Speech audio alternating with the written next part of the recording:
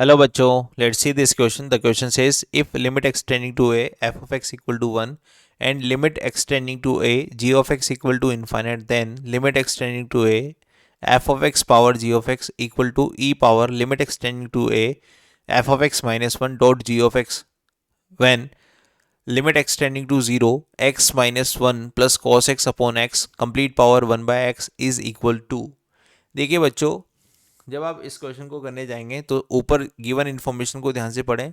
यहाँ पर आपको limit extending to a f of x की वैल्यू दे रखी है 1 और limit extending to a g of x की वैल्यू दे रखी है इन्फाइनेट। इसका मतलब जब आप ये लिमिट यहाँ अप्लाई करेंगे तो ये फॉर्म बन जाएगी 1 की पावर इन्फाइनेट। और जब भी 1 की पावर इन्फाइनेट फॉर्म बने तो उसने बता रखा है कि ये आपको ये वाली वैल्यू यूज़ करनी है, ये वाला फॉर्मूला यूज़ करना है। ठीक है, तो यहाँ पर भी अगर मैं इस क्वेश्चन को सोल्व करना चाहता हूँ, इस वाले क्वेश्चन को सोल्व करना चाहता हूँ, तो हम सबसे पहले लिमिट को ही अप्लाई करते हैं कि फॉर्म पता लग जाएगी ना कौन सी लग रही है। तो लिमिट को अप्लाई करूंगा, मतलब एक्स को जीरो से रिप्लेस करूंगा तो ये बन जाएगा 0 minus 1 plus cos 0 divided by 0 और इसकी पावर 1 बाई 0।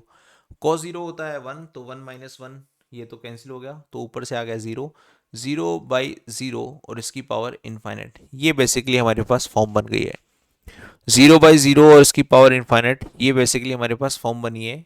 ठीक है, तो इसको सोल्व करते हैं। तो इसको सोल्व करने के लिए पहले तो हम यहाँ पर cos x का एक्सपांशन लिख लेते हैं ऊपर से। ठीक है, और cos x का एक्सपांशन लिख लेंगे या इसको सेपरेट कर लेंगे, दोनों में से कोई एक काम कर सकते हैं। तो अभी मैं इसको सेपरेट कर लेता हूँ। लिमिट एक्सटेंडिंग टू 0 सेपरेट करने के बाद ये हो जाएगा x बाई एक्स और यहाँ से मैंने माइनस कॉमन ले लिया।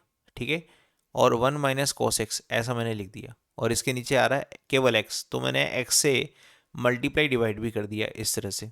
और इसकी पावर क्या आ रही है 1 की 1 बाई एक्स ऐसी पावर आ रही है। फिर से मैंने इसके ऊपर लिमिट अप्लाई किया, लिमिट अप्लाई किया तो यहाँ आ गया 1, ये होता है हाफ और ये होता है 0 और ये होता है हमारे पास 1 बाई 0 डेट इज़ इनफाइनेट, ये होता है इनफाइनेट। तो अगर देखा जाए तो ये बन गया 1 की पावर इनफाइनेट वाला पैटर्न। तो 0 बाई 0 को सिंप्लीफाई करने के बाद मुझे मिल रहा है कि ये 1 की पावर इनफाइनेट पैटर्न है। और 1 की पावर इनफाइनेट पैटर्न को सोल्व करने के लिए हम यहाँ पर यूज करेंगे e की power limit extending to 0 base minus 1। ऊपर देखो ना ये फॉर्मूला दे रखा है, इस वाले फॉर्मूले का यूज करेंगे। तो x minus 1 plus cos x divide by x, ये तो है बेस, इसमें -1 करूंगा और पावर 1 बाय एक्स से मल्टीप्लाई कर दूंगा। अब इतना करने के बाद हम यहाँ पर एलसीएम भी ले लेते हैं। एलसीएम लेंगे तो x minus 1 plus cos x और माइनस का x डिवाइडेड बाय ये बन जाएगा एक्स स्क्वायर।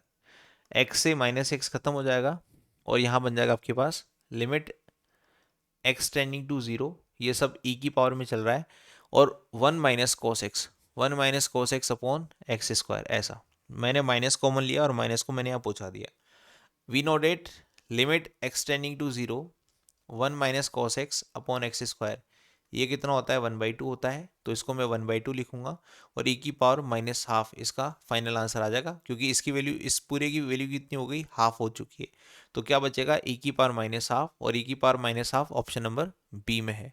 तो सिंपल सा की कॉन्सेप्ट है जो आपको पहले से ही बता रखा है इस क्वेश्चन में। जब भी हमारे पास 1 की पावर इनफाइनाइट फॉर्म आएगी तो मैं ये वाला की कॉन्सेप्ट यूज़ करूंगा। तो मैंने यहाँ पर सबसे पहले लिमिट अप्लाई करके देखी, लिमिट अप्लाई करके देखा तो यहाँ पर आपको मिला 0 बाई 0 की पावर इनफाइनाइट, और उसको सेपरेट करके देखा तो यहाँ पर मुझे मिला 1 की पावर इनफाइनाइट। तो बेसिकली इनडायरेक्टली ये 1 की पावर इनफाइनाइट फॉर्म बन रही है, और जब भी 1 की पावर इनफाइनाइट फॉर्म बनेगी तो मैं इसके ऊपर ये वाला फॉर्मूला अप्लाई करूंगा जो ऊपर दे रखा है, और ये वाला फॉर्मूला अप्लाई करने पर मुझे मिला e की पावर माइनस हाफ, जो कि ऑप्शन नंबर बी में है। Hope you understand this, best of luck.